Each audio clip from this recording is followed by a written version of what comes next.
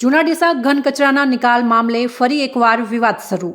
તંત્રે જૂના ડીસા પાસે નાયબ કલેક્ટર દ્વારા જમીન ફાળવવા માટે કાર્યવાહી થતાં ગ્રામ્યજનોએ આજે વિરોધ દર્શાવ્યો.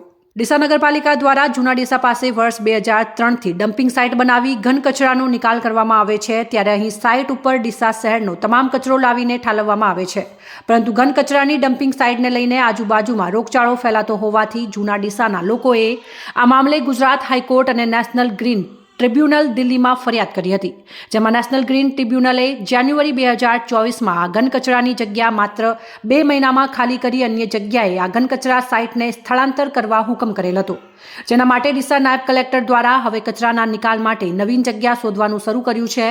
તેમજ ડીસા શહેર અને ડીસા તાલુકામાં કેટલીય સરકારી પડતર જમીનો હોવા છતાં નાયબ કલેક્ટર દ્વારા જૂના ડીસા ગામની જ જમીન ફાળવવા માટે પ્રયાસો હાથ ધર્યા છે.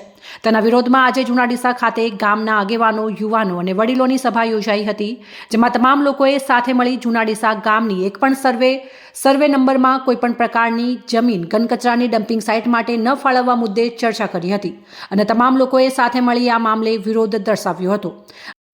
આજે જૂના ડીસા ખાતે ગામ સભા રાખવામાં આવેલી હતી અને જે જૂના ડીસા ગામમાં ગ્રીન ટ્રિબ્યુનલમાં કેસ જીતી અને ઘન કચરો ખાલી કરવાનું ઓર્ડર લાવ્યા હતા અને નિમિત્તે એ ગામજનોએ તેની મીટિંગ કરવામાં આવી હતી, ગામ સભા ભરવામાં આવી હતી અને આ ગામ સભાની અંદર આ જૂના ડીસા ગામના કોઈ પણ સર્વે નંબરની અંદર બીજું કોઈ પણ ઘન કચરો ન પ્રવેશ થાય એ મુદ્દે ગામ સભા કરવામાં આવી હતી.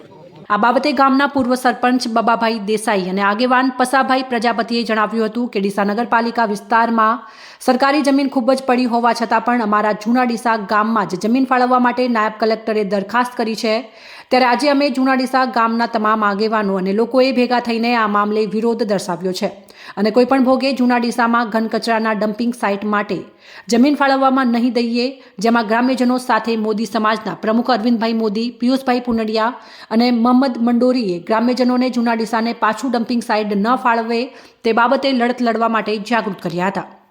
આજ રોજ જૂના ડીસા મુકામે જૂના ડીસાની ગામ સભા રાખેલી, ગામના તમામ કુમના આગેવાનો ઉપસ્થિત રહેલા અને એ મિટિંગમાં મેન મુદ્દો ઘન કચરાનો જે છે એ માટે થયેલી. જૂના ડીસાની જમીનની અંદર ઘન કચરો જે બહારનો આવે છે એ સુપ્રીમ કોર્ટનો પણ એક આદેશ છે કે નગરપાલિકા, મહાનગરપાલિકા કે કોઈ પણ પંચાયત હોય એનો કચરાનો નિકાલ એ વિસ્તારમાં કરવો એવો સુપ્રીમનો આદેશ છે. તે છતાં પણ ડીસા નગરપાલિકાનો કચરો જૂના ડીસામાં ઠાલવવામાં આવે છે અને એ કચરાને અમે આગળ કેસ લડી અને ટૂંક સમયમાં એને ખાલી કરવાનો એવો આદેશ પણ થયેલો છે. તે છતાંય જૂના ડીસાની અંદર આ લોકોએ 13થી 15 એકર જેવી જમીન માગી છે.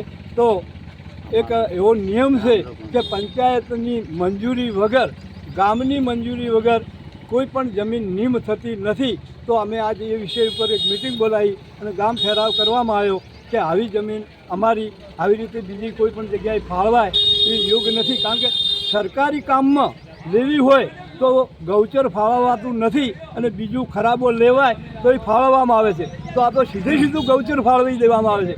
તો આનો અમારો વિરોધ છે, સખત વિરોધ છે ગામનો. બસ આટલી મારી વિનંતી. અહેવાલ અમૃતમાળી, સંબંધ ભારત ન્યૂઝ, ડીસા.